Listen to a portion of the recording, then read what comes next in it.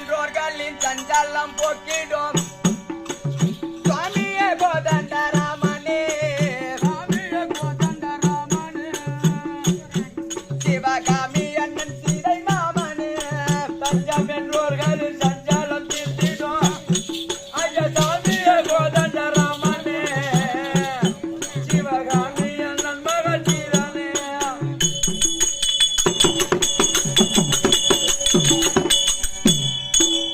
தஞ்சமென்றோர்களின் சஞ்சலம் போக்கிடும்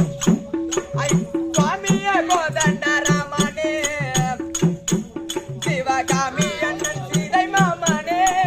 தஞ்சமென்றோர்களின் சஞ்சலம் தீர்த்திடும் ஐயா சுவாமியே கோதண்ட ராமனே